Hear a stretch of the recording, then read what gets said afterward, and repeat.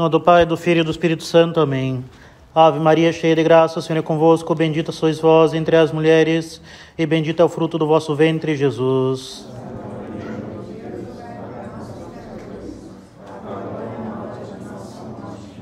Ó Maria, concebida sem pecado, podem sentar.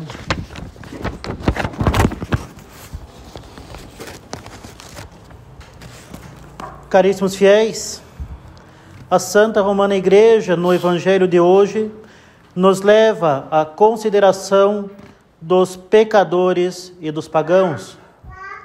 É com estas duas palavras que encerraremos o conteúdo principal deste terceiro domingo depois da Epifania.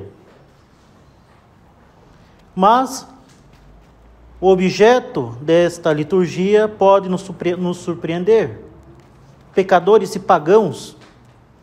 Eis que alguém poderia objetar: não são justamente deles que devemos nos afastar? Não são eles que deveriam ser denunciados e combatidos? Não deveríamos nos preocupar mais com os justos que devem perseverar na santa religião? Enquanto isso, os pecadores afastaram-se de Deus, são rebeldes que se levantaram contra o Rei Divino.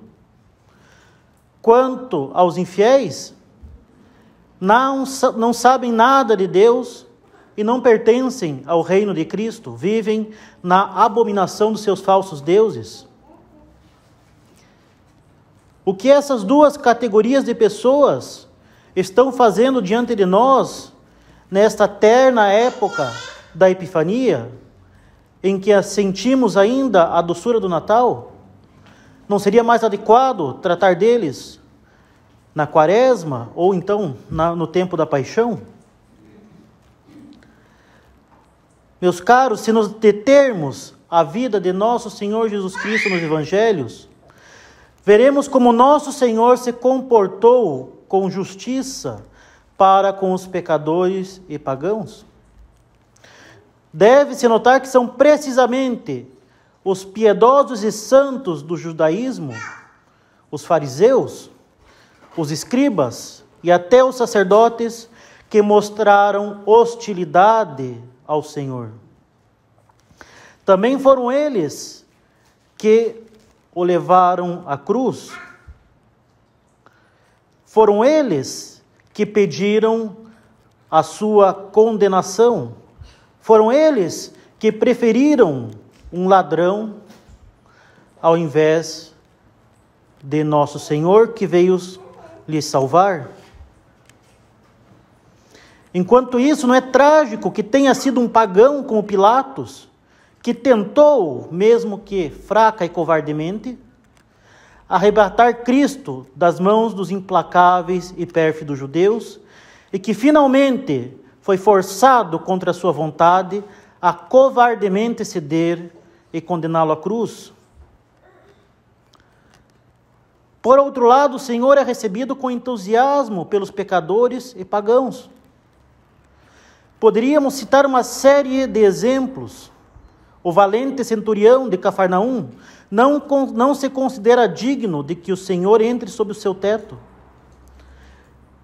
e confia na sua onipotência divina para curar o seu servo à distância. A pagã cananeia clama ao Senhor pela cura de sua filha. Com que fé a mulher pagã, que sofre de um fluxo de sangue, toca o manto de nosso Senhor, crendo que somente esse toque pode curá-la. Com que sinceridade os pagãos curados na terra de Gerasa imploram ao Senhor para permitir que eles o sigam. Por fim, temos os magos pagãos, os reis magos, que vieram do extremo oriente a Belém para adorar o recém-nascido rei dos judeus, enquanto que o rei Herodes e seu alto conselho, versados nas profecias, não moveram um dedo para reconhecer o Messias prometido. Muito pelo contrário, impiamente temeram pelo seu poder terreno, levando à morte tantos bebês, os santos inocentes. E depois da ascensão de nosso Senhor Jesus Cristo, os apóstolos, e particularmente São Paulo, tiveram a mesma experiência constantemente renovada com as conversões dos gentios. Enquanto isso, os pérfidos judeus rejeitaram as boas novas, rejeitaram o evangelho, enquanto que os gentios acolheram o evangelho com entusiasmo. E é por isso mesmo que estamos nós aqui. Por isso mesmo que nós fazemos parte da barca da salvação, a Santa Romana Igreja. Por isso mesmo que podemos adorar o verdadeiro Deus e tê-lo diante de nós, presente em corpo, sangue, alma e divindade, no Santíssimo Sacramento do altar, e ter diante de nós o próprio Calvário no santo sacrifício da missa. E foi absolutamente o mesmo proceder de Nosso Senhor para com os pecadores durante a sua vida terrena. Ele entrou na casa de um pecador, ele come e bebe com os pecadores, é o que dizem os judeus com desprezo, falando de Nosso Senhor Jesus Cristo. E o Salvador não nega o seu proceder. Não são os que têm saúde que precisam de médico, mas sim os doentes. Cristo veio buscar o que estava perdido. E justamente ele veio buscar a conversão. Ele não vai até os pecadores para confirmá-los em seu pecado, para confortá-los enquanto eles caminham para o inferno. Ele não come e bebe com os pecadores por uma mera questão social, mas justamente para arrancá-los do seu pecado, para curá-los da sua lepra, que é o pecado mortal. Justamente Cristo veio buscar aqueles que estavam perdidos. E Cristo vem a nós sempre, por meio da sua graça, para que nós saiamos da perdição e retornemos a Ele. Ao pronunciar contra os hipócritas piedosos de Israel um ai cétuplo, ele teve compaixão da pobre adúltera, do pecador no banquete, da samaritana, no bom ladrão, São Dimas, na cruz, e, diante do arrependimento deles, diante destes que vão até ele pedir a cura, ele devolve-lhes a alegria com o perdão. Diz ele, a adúltera, também eu não te condeno, vá e não peques mais. Diz ele a São Dimas, que reconhece a justa pena que lhes é afligida. Hoje você estará comigo no paraíso. A sua atitude para com os pecadores, meus caros, Jesus a exprimiu de uma vez por todas nas suas 3 parábolas da misericórdia. A parábola do filho pródigo, a parábola da ovelha perdida e a parábola da moeda perdida. Cristo, nosso Senhor, não estabelece reservas nem condições humilhantes para o perdão. Uma só palavra e tudo está perdoado. Ao filho pródigo, o pai devolveu todos os seus direitos anteriores. Este quis, em expiação, reconhecendo a sua iniquidade, tornar-se escravo. Porém, o pai o torna filho de um rei novamente. E é assim com os pecadores, e é assim conosco. Basta que os pecadores se arrependam. Basta que nós nos arrependamos sinceramente, que confiemos em Deus por sua bondade e onipotência e recorramos ao seu amor misericordioso. E aqui está algo extremamente importante, que está no coração da devoção ao Sagrado Coração de Jesus, que está no coração da pequena via de Santa Teresinha do Menino Jesus.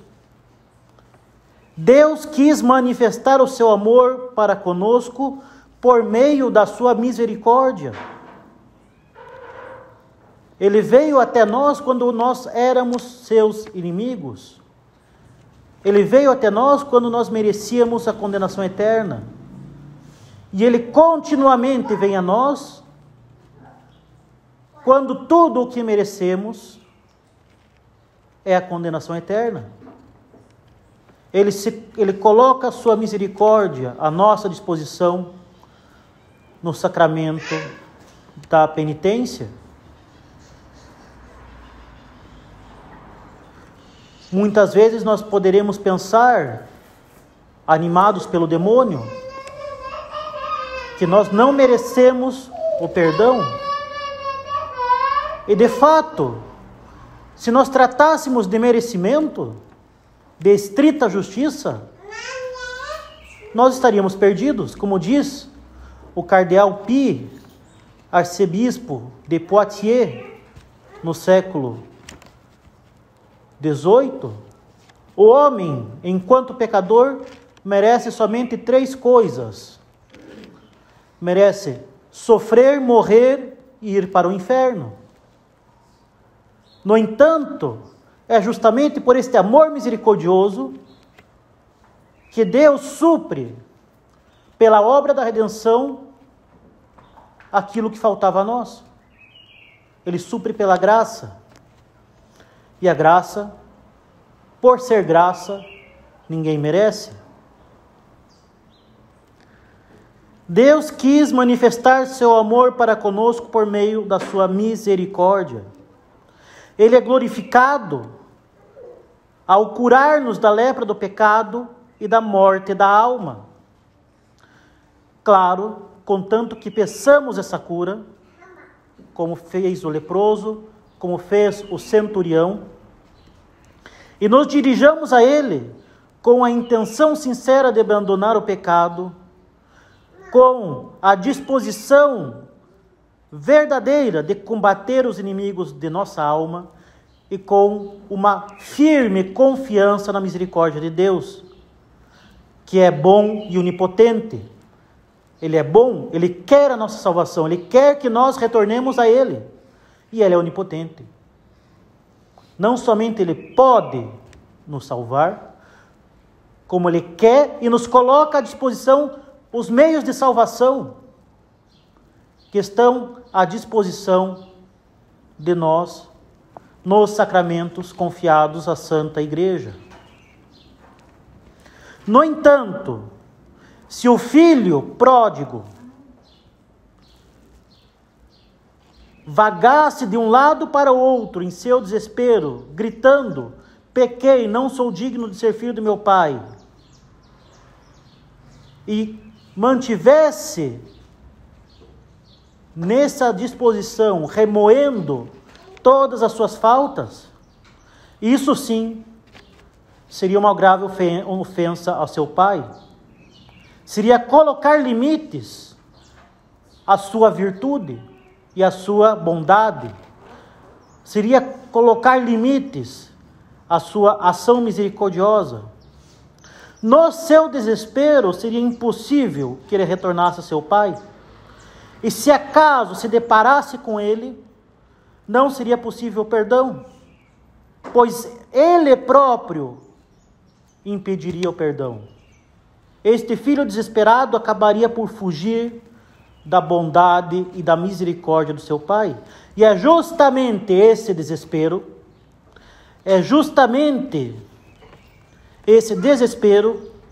que o demônio quer incutir em nós pela desânimo e pela tristeza e pelo remorso de nossas faltas e fraquezas após o pecado grave. O demônio nos dá toda a audácia para que pequemos, e ele nos dá o remorso em dobro para que nós não busquemos o perdão. Por isso mesmo, olhemos sempre para o Sagrado Coração, que é o bom amigo das nossas almas, que quer estar conosco, que quer nos salvar, que quer aplicar em nós a sua misericórdia infinita, para que nós possamos abandonar o pecado e retornar para Deus. Mas então, meus caros, que conclusões podemos tirar dessas considerações? Nós devemos ter, movidos pela caridade, por um verdadeiro dever de caridade, ter pelos pecadores e pagãos os mesmos sentimentos de Cristo. Não sejamos fariseus hipócritas, que só têm olhares de desprezo pelos pobres pecadores, por aqueles que estão separados da igreja ou que sequer puderam conhecer a Nosso Senhor. Não é por disputas orgulhosas, não é por desdém, deboches, discussões na podridão das redes sociais que conseguiremos trazê-los a nós. Não alcançaremos nenhum resultado por meio de hostilidades passionais e pessoais.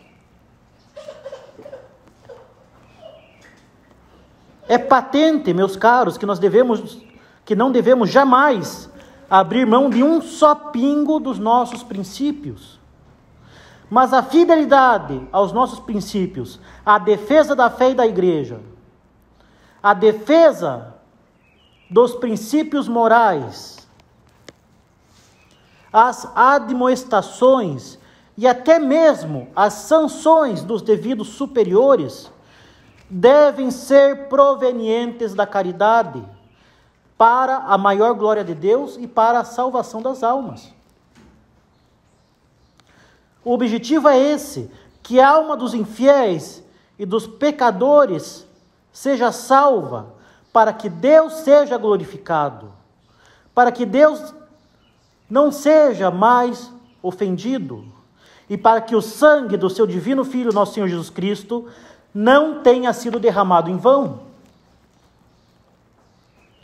Nossa ação apostólica deve vir da caridade, e por ela tomar forma e ser conduzida, e não por nosso orgulho ou por nossas paixões desordenadas. Ela deve visar justamente a salvação e não a mera vingança oriunda do nosso orgulho. O fato é que pelo pecado original, pelo orgulho e pela influência dessa sociedade apóstata, que coloca o homem no lugar de Deus, nós tendemos, nós mesmos, a nos colocar no lugar de Deus. E estamos sempre inclinados a nos colocar como juízes e a condenar. E muitas vezes estamos muito próximos de fazer justiça com as nossas próprias mãos, de realizar a vingança, ao invés de agir, se necessário com firmeza, mas com uma firmeza proveniente da caridade, para a salvação e cura das almas. Muitas vezes, inclusive, nós tendemos pelas nossas ações, consciente ou inconscientemente, a ser mais duros com o nosso próximo do que o próprio Deus é conosco. E aí, justamente, está o fundamento daquele princípio estabelecido por nosso Senhor Jesus Cristo: não julgueis para não serem julgados. Se nós tivermos uma dureza, uma implacabilidade maior do que o próprio Deus, nós pagaremos por isso. Porque nós estaremos afastando as almas que poderiam se converter de Deus, e nós próprios estaremos usurpando um poder que pertence somente a Deus. E por isso nós seremos julgados.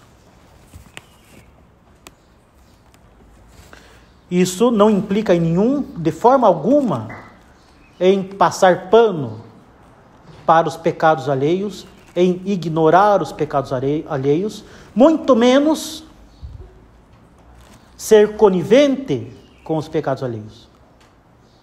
Nada disso. Significa justamente buscar a salvação e não a condenação. Julgar o ato, mas buscar ajudar a pessoa. Buscar agir por caridade e misericórdia, como o próprio Deus age para conosco. Por isso, então, meus caros, sigamos o exemplo de Nosso Senhor, rezando pelos pecadores e infiéis, para que eles se convertam e retornem a Deus. E isto em primeiríssimo lugar, que é justamente o mais importante antes de tudo. Que nós sejamos meios da conversão, em segundo lugar, pelo próprio exemplo, que é muito mais eficaz do que qualquer treta de internet. Busquemos justamente, pelo exemplo, ser outros Cristos, que as pessoas possam ver justamente a eficácia da graça. E, enfim, na medida das possibilidades, nós devemos dar conselhos, devemos mostrar a verdade, devemos defender a nossa fé, defender a nossa Santa Igreja, defender os direitos soberanos de Deus, sem, é claro, jogar pérolas aos porcos.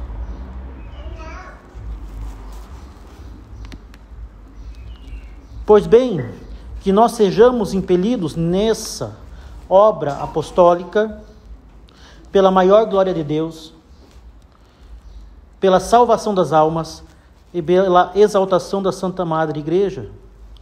Que nós sejamos movidos pela mesma misericórdia que Deus tem para conosco, mesmo que o tanto ofendamos na nossa vida. Louvado seja nosso Senhor Jesus Cristo. Em nome do Pai, do Filho e do Espírito Santo. Amém.